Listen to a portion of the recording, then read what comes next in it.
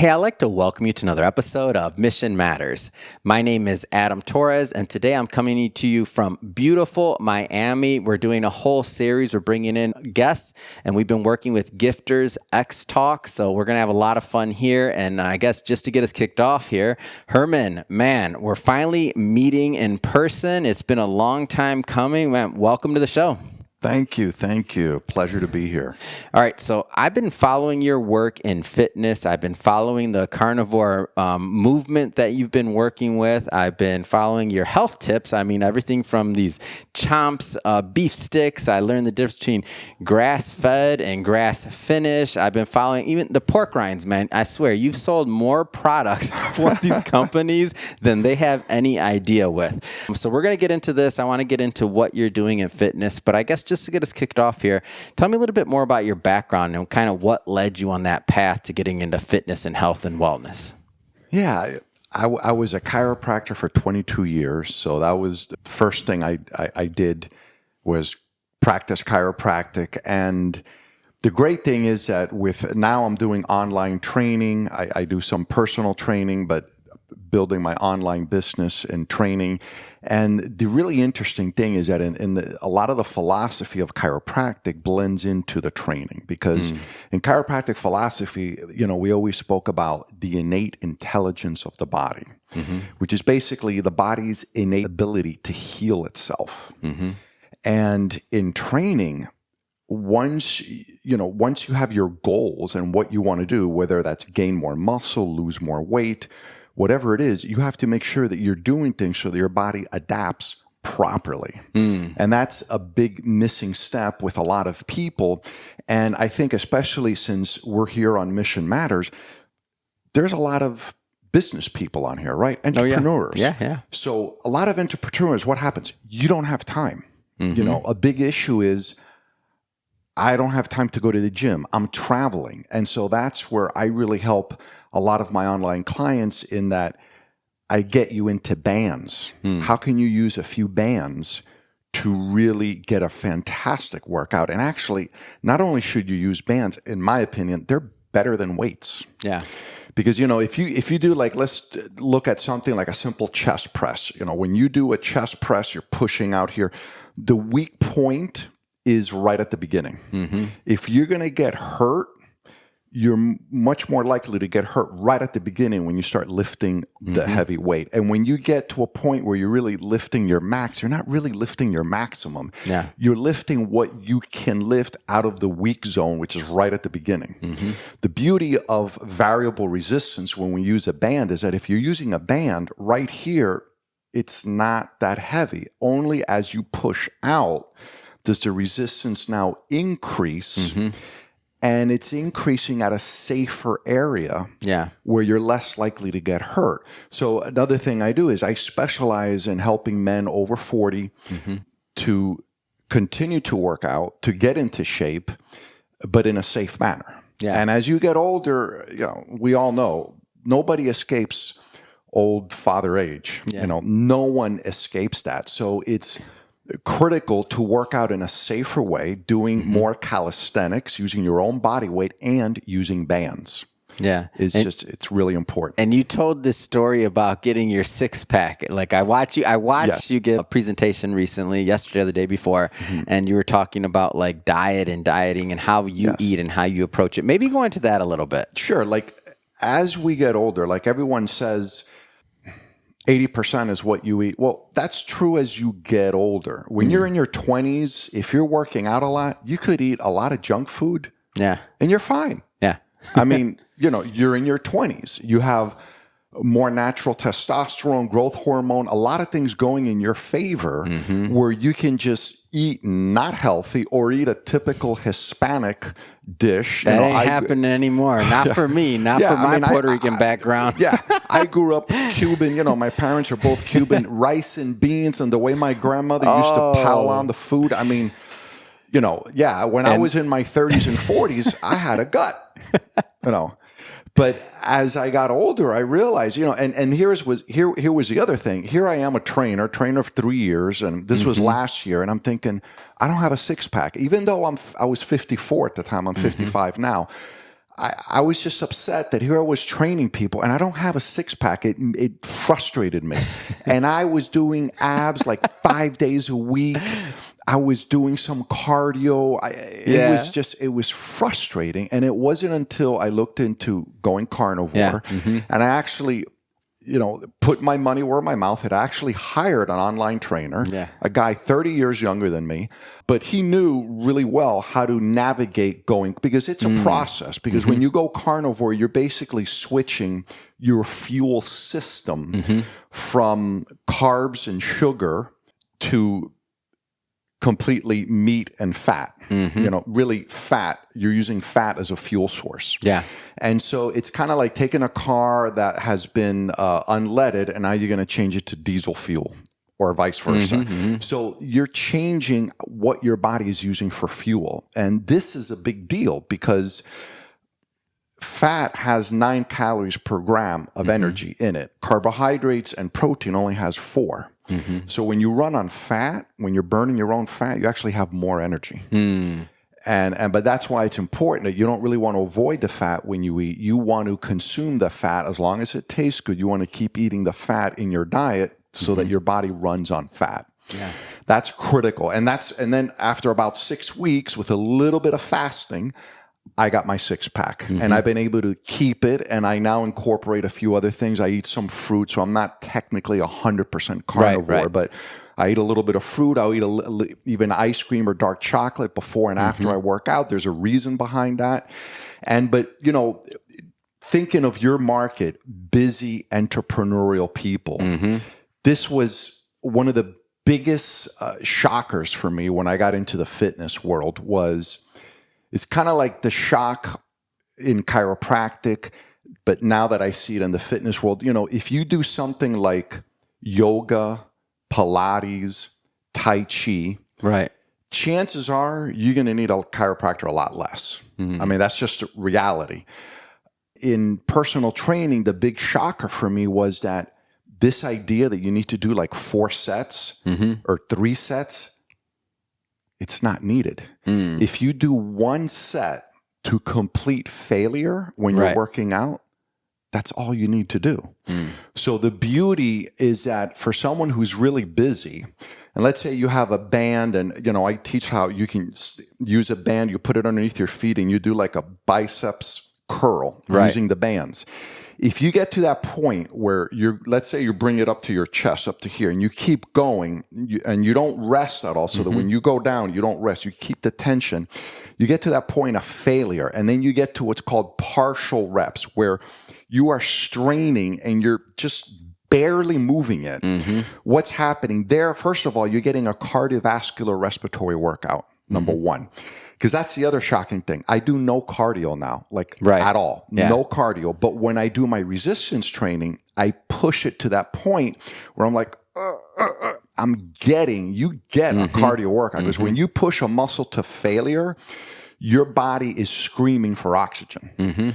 So at this point, what's happening? We don't need to do cardio. We're getting the cardio workout with our resistance training. And we only need to do 1 set to complete failure. Once you get to that point where you're barely moving the band, you're done. That takes about 2 minutes, if that long, 1.5 minutes, and you're done. That's 1 set to failure. Then you might do another one, another set coming in this way. And the point is that you do 4 to 6 exercises. You divide the body up into push and pull. 4 to 6 exercises, go to failure, do 1 set, you're going to grow muscle, you're doing cardio at the same time, you're done in between 20 minutes and half an hour, and you're done. Yeah. And it's ideal for the traveling executive, business person. Put the bands in your gym bag, you travel with it, you can do it, the workouts are way shorter. So this is the big key, is that you don't need to do multiple sets. You can do 1 set to failure. Diet plays a huge role as you get older. Yeah. And this is where, for the busy executive, busy business person, entrepreneurial, this is valuable information. Oh, yeah. Very valuable. Because now you're able to get a great workout in a quick amount of time. You're learning how to eat right, mainly going carnivore, and understand that that is a process. We're going from unleaded gasoline to diesel fuel. We're switching how your body uses the fuel.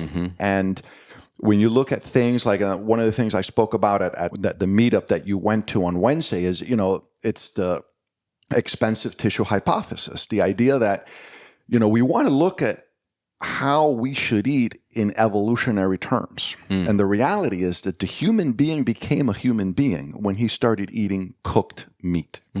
It's what allowed our brains to literally grow and our stomach shrink.